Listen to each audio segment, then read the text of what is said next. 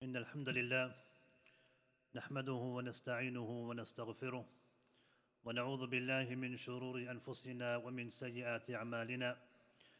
من يهده الله فلا مضل له ومن يضلل فلا هادي له، وأشهد أن لا إله إلا الله وحده لا شريك له، وأشهد أن محمدًا عبده ورسوله. يا أيها الذين آمنوا اتقوا الله حق تقاته ولا تموتن إلا وأنتم مسلمون. يا أيها الناس اتقوا ربكم الذي خلقكم من نفس واحدة وخلق منها زوجها وبث منهما رجالا كثيرا ونساء، واتقوا الله الذي تساءلون به والأرحام إن الله كان عليكم رقيبا. يا أيها الذين آمنوا اتقوا الله وقولوا قولا سديدا يصلح لكم أعمالكم ويغفر لكم ذنوبكم، ومن يطع الله ورسوله فقد فاز فوزا عظيما. أما بعد، فإن أصدق الحديث كتاب الله، وخير الهدي هدي محمد صلى الله عليه وسلم، وشر الأمور محدثاتها، وكل محدثة بدعة، وكل بدعة ضلالة، وكل ضلالة في النار. It only seems like a few days ago where we were speaking about preparing for the month of Ramadan and the virtues of Ramadan and the virtues of Laylatul Qadr and the importance of ibadah, reciting Quran and praying in the blessed month of Ramadan, and how one can prepare for this blessed month. And we find ourselves now at this point in time in the blessed month of Ramadan with only 2 days remaining, tonight being the 29th. Brothers and sisters, we need to reflect, first of all, on how our month has been. Every single one of us is accountable for our actions in the blessed month of Ramadan. And we, and only we ourselves, can reflect on how much we have done in this blessed month, what we could have done, how we could have improved, how we could have changed things if we were able to change things. What extra good deeds could I have done if I had had the opportunity? And we have glad tidings that we still have some days of the month of Ramadan left. Although they are few, it's still an opportunity for us to take advantage of. All is not lost if we didn't do as much as we could have done, because we can now make up for those missed opportunities in terms of doing the good deeds that we could have done. Many of us, especially at this point in time, towards the end of Ramadan, with only a couple of days remaining, especially after the 27th night has finished, we end up looking ahead, and instead of focusing on the 28th, 29th, potentially the 30th month of Ramadan, we start thinking about the 1st of Shawwal. We start thinking about Eid and what we're going to be buying, gifts and presents that we still have to buy, what we're going to be wearing, where we're going to be going, where we're going to be praying. We make preparations for the day of Eid before we make preparations and prepare ourselves for the end of Ramadan by doing as many good deeds as we can. And it's important for us to remember, brothers and sisters, that although we may have started the month of Ramadan in a difficult way, maybe we didn't do what we could have done. What's important isn't how we begin the month of Ramadan. What's important is how we end the month of Ramadan. The Messenger of Allah ﷺ, he said, إِنَّمَا الْأَعْمَالُ بِالْخَوَاتِيمِ. Actions are judged by their conclusions. How those actions and how those acts of worship were concluded. It may be the case that a person prays, and at the beginning of the prayer he's distracted. He wasn't completely focused. He was thinking about other things. But by the end of the salah, when he's in tashahhud, before he gives salam, he's completely focused, completely attentive. He's more focused than he was at the beginning of the salah. This individual will be rewarded because of how he ended the salah, not necessarily how he began the salah. because actions are based on their conclusions, as the Messenger of Allah ﷺ said. And the scholars, they would speak about the end of Ramadan and having the right mindset at the end of Ramadan. Ibn Taymiyyah rahimahullah, he would say, Al-ibra bi kamal al-nihayat, la bi naqs al-bidayat. He would say, the lesson lies in the perfection of the conclusion of something, not the shortcomings of the beginning of it. The lesson lies in the perfection of the conclusion of those acts of worship, not the imperfections and the mistakes that we may have made at the beginning of those acts of worship.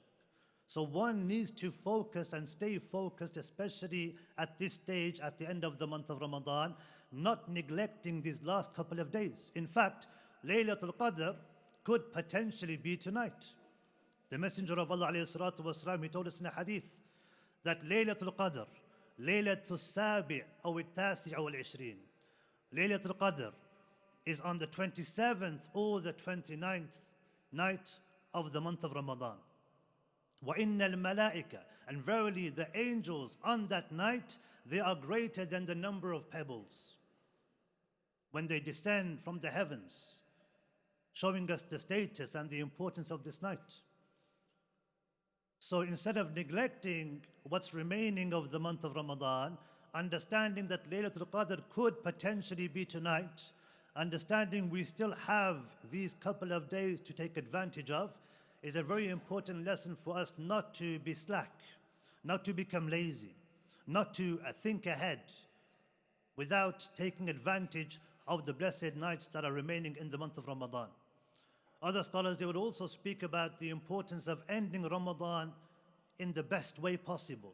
One of the scholars, he would say, Husnul Khitam, Khayrun min Hamasatil Bada. He would say, excellence at the end is better than the zeal and the excitement at the beginning. When there's excitement and there's this zeal of wanting to do lots of good deeds, but then by the end he runs out of energy, he runs out of gas, he isn't able to do as much when it matters. And we all know that the Messenger of Allah ﷺ, as we have heard, he would fasten his belt, he would tighten his belt in the last 10 nights of the month of Ramadan. He would increase even more in his ibadah.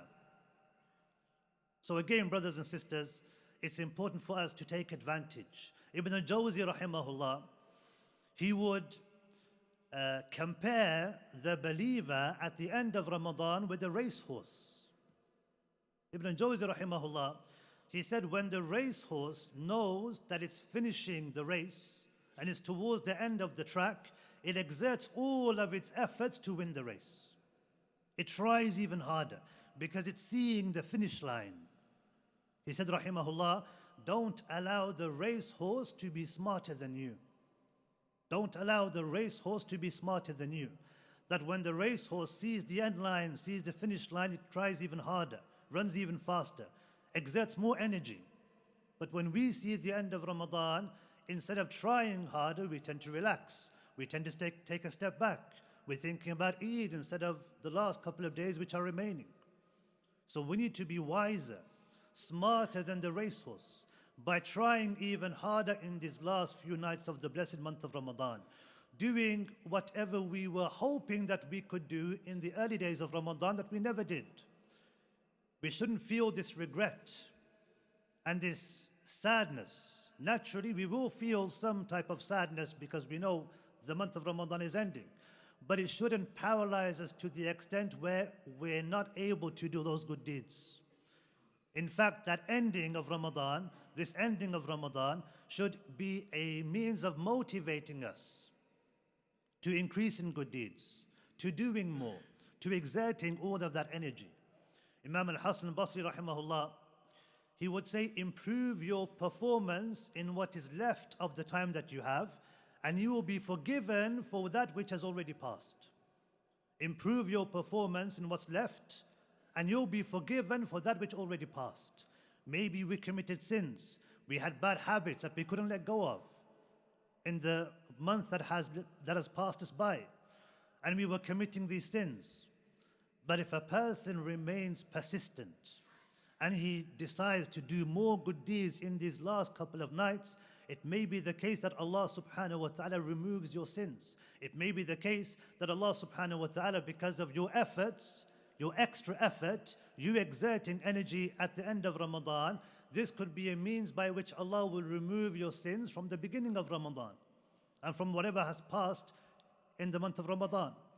So brothers and sisters, let's not become distracted, and let's not lose that energy and that passion and that zeal that we had at the beginning of Ramadan, now that the month of Ramadan is almost over. أقول قولي هذا واستغفر الله لي ولكم إنه هو الغفور الرحيم.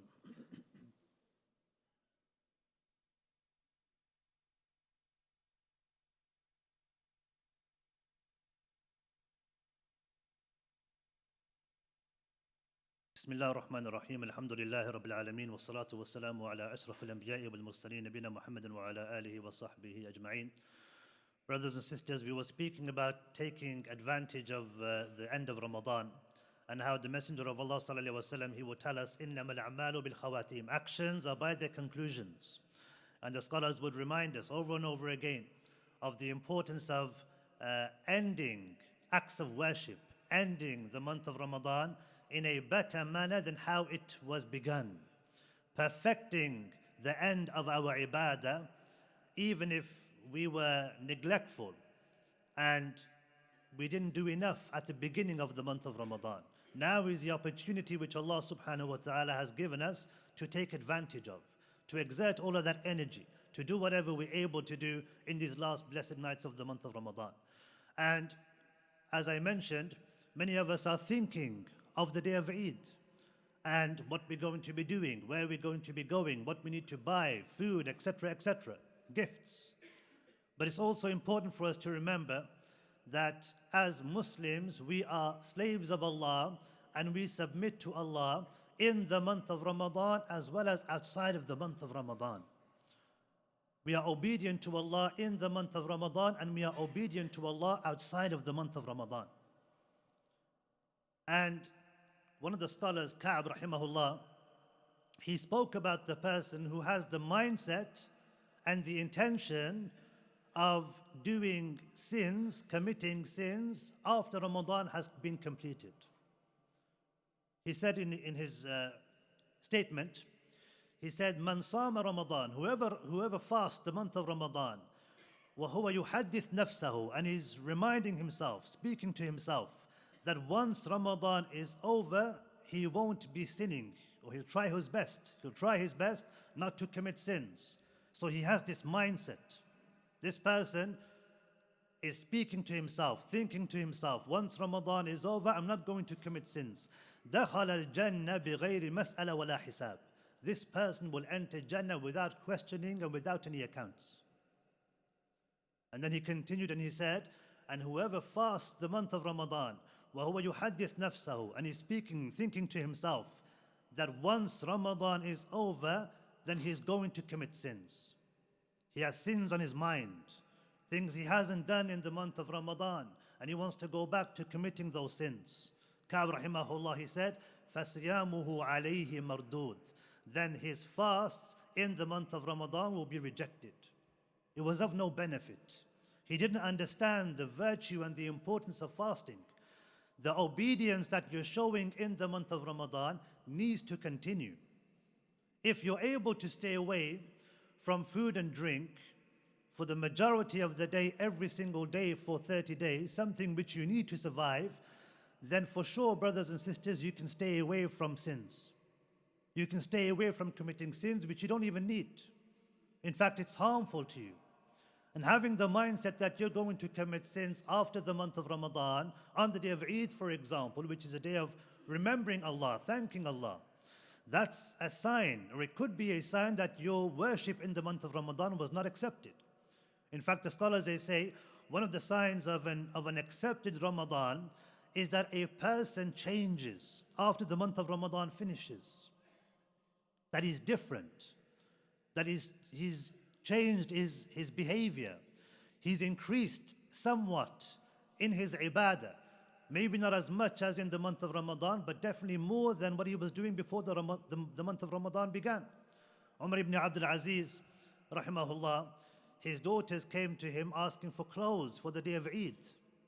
And Umar ibn Abdul Aziz, rahimahullah, he told them, لَيْسَ الْعِيدُ مَنْ لَبِسَ الْجَدِيدِ.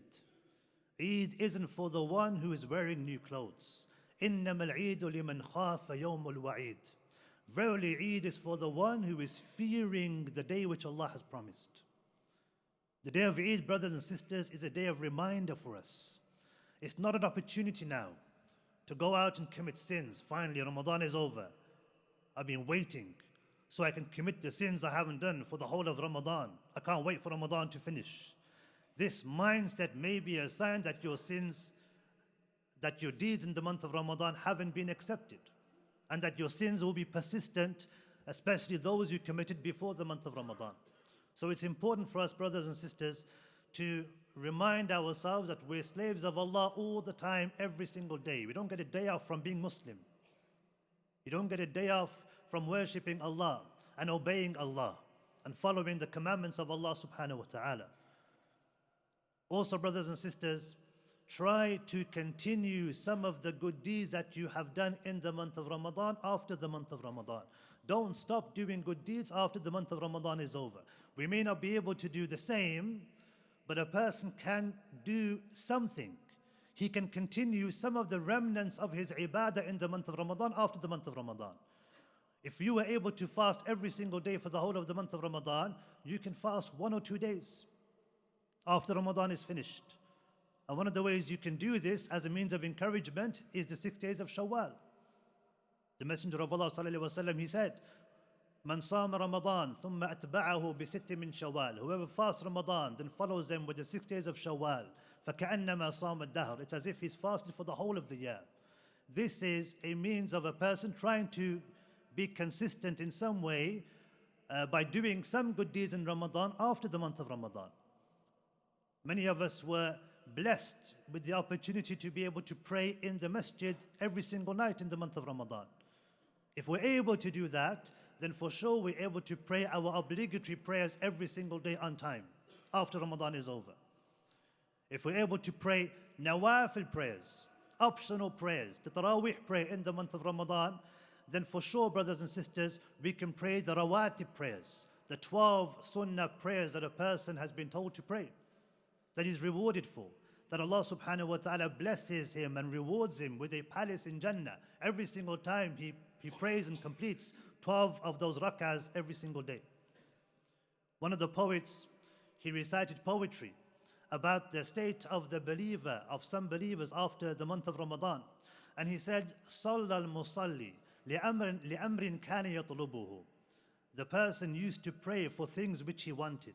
لَمَّا انْقَضَى الْأَمْرُ لَا صَلَّى وَلَا صَامَ. When the matter finished, he stopped praying and he stopped fasting.